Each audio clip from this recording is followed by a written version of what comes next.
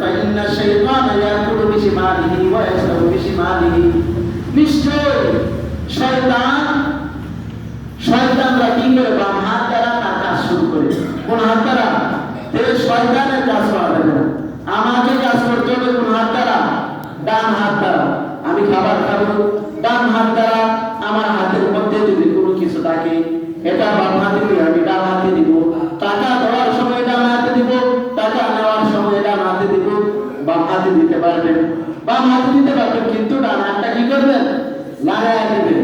বাম হাতে খাইবেন কিন্তু আপনার ডান হাতে বাদ খাইতেছেন, এমনি গ্লাসটা ডান হাত দ্বারা শুরু করবেন, ঠিক আছে? গ্লাসও কি বাদ খাওয়ার সময় ডান হাতে ধরবেন, বাম হাতে ধরবেন, কিন্তু আপনার হাতটা নিচে থাকবে, ডান হাতটা কি করতে হবে? সাথে অংশগ্রহণ করাতে হবে। তাহলে আমাদেরকে এই রাসূল সাল্লাল্লাহু আলাইহি ওয়াসাল্লাম শিক্ষা দিতেছেন যে প্রত্যেকটা তুমি যাই পান করো, যাই খাও, সব খাওয়া দাওয়া কি দ্বারা? ডান হাত দ্বারা কি করতে হবে? শুরু করতে হবে। আর যদি বাম হাত দ্বারা শুরু করো তাহলে এটা কি হবে? বাম হাতটা কার হাত? শয়তানের হাত। সবাই বলে বাম হাতটা কার হাত? শয়তানের হাত।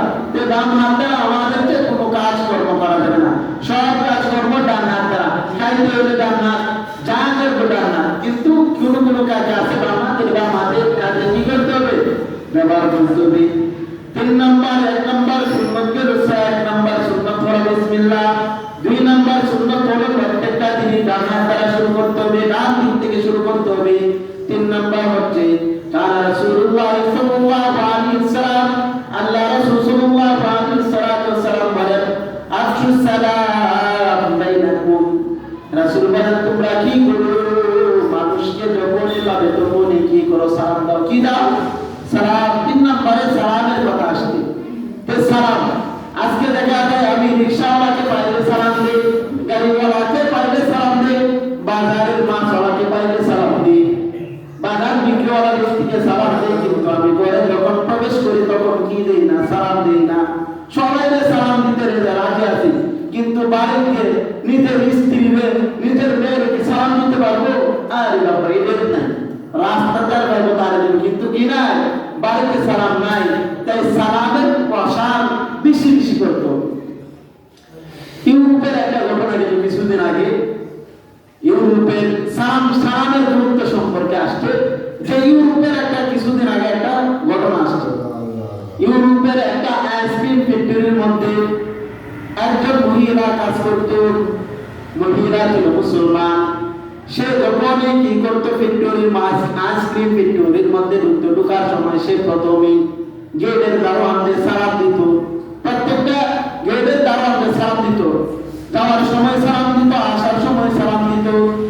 একদিন গেটের দারোয়ান জিজ্ঞাসা করলো, হে যুবতী, তুমি কি জন্য আমাকে সালাম দাও? সালাম দিলে তোমার ফায়দা কি? আমাকে জানাও, আমি জানতে চাই সালাম দিলে কি ফায়দা হবে। তখন মহিলা তাকে বললো, আমাদের প্রত্যেকটা কাজের শুরু হলো সালাম দ্বারা। কথাবার্তার আগে আমাকে কি দিতে হবে? সালাম দিতে হবে। কথাবার্তার আগে আমাদেরকে কি দিতে হবে? সালাম। আগে কথা না, আগে কি দিতে হবে? সালাম। আমি এখানে বসার আগে সালাম দিয়েছি, প্রত্যেকটা কাজের শুরুতে আমাকে সালাম দিতে হবে। যাকে আমি তাকে সালাম দিব, পরিচিত হোক অপরিচিত হোক, সবাইকে কি দিতে হবে? সালাম দিতে হবে। যুবতী ওই আইসক্রিম ফ্যাক্টরি দারোয়ানকে বলতেছে যে আমাদের মুসলমানদের দায়িত্ব হচ্ছে যে প্রত্যেকটা কাজের শুরুতে, মানে যে কাজটা আমি শুরু করবো, মানে যার সাথে আমার সাক্ষাৎ হবে, কথা বলার আগে তাকে কি দিতে হবে? সালাম দিতে হবে। এভাবে 3-4 দিন মহিলা আসে, মহিলা তাকে সালাম দেয়, যাওয়ার সময় সালাম দেয়। হঠাৎ করে একদিন ফ্যাক্টরির সকল মানুষ চলে গেল, কাজ করে সকল মানুষ চলে গেল, দরজাটা বন্ধ হয়ে গেল।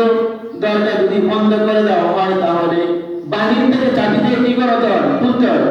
আমরা যখন সবাই বের হয়ে যাবো, তে মসজিদের গেটের চাবি লাগাই দিলে আর কেউ বের হতে পারবে? এমন ভাবে ফ্যাক্টরি সবকিছু লাগিয়ে দেওয়া হলো, সবাই বের হয়ে গেল। ফ্যাক্টরির মধ্যে তো খুব ঠান্ডা।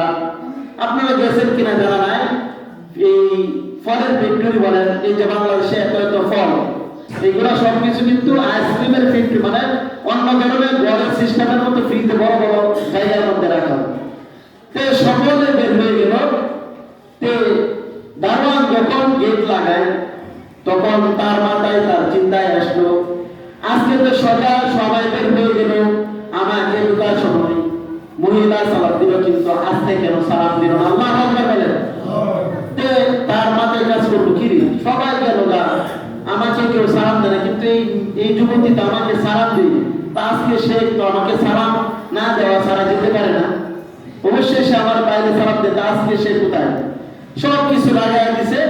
আর অন্যদিক দিয়ে মহিলা কালিমায়ে শাহাদাত করতেছে, বরাতে জয়মা যাইতেছে, শীতাতাপ নিয়ন্ত্রিত এত বরফ সেও আখেরি কালিমা পড়তেছে। মহিলাও ওই ঘরের মধ্যে আটকে পড়ার পরে বলতেছে যে আমি এখান থেকে আওয়াজ করলেও আমাকে কেউ কি করতে পারবে না, বার করতে পারবে না। তা আমি মহিলা জিকির করে আর কি করতেছে, কালিমায়ে শাহাদাত করতেছে। হঠাৎ করে ওই দারোয়ান তার তো চেহারা আজকে আমাকে সালাম দেয় নাই, অবশ্যই সে ভিতরের মধ্যে আছে, তাই সে কি করলো, দারোয়ান গেল গিয়ে দরজা খুললো, গেট খোলার সাথে সাথে দেখে মহিলা বৈশা রয়েছে। তে মহিলা দেখতেই তো মহিলা তাড়াতাড়ি দাঁড়াইলো, দাঁড়াইয়া মহিলা বের হতে লাগলো। বের হওয়ার সময় বলতেছে, মহিলা দারোয়ানকে বলতেছে যে তুমি কিভাবে জানলা আমি যেন এর ভিতরে আটকা আছি? তখন ওই দারোয়ান বলে, আমি তো তোমাকে খোঁজার জন্য আসি নাই, আমি তো এসেছি যে ব্যক্তি আমাকে সালাম দিয়ে তাকে খোঁজার জন্য। সবাই বলেন সুবহানাল্লাহ। সালামের দেখছেন কত বড় ফজিলত, সালামের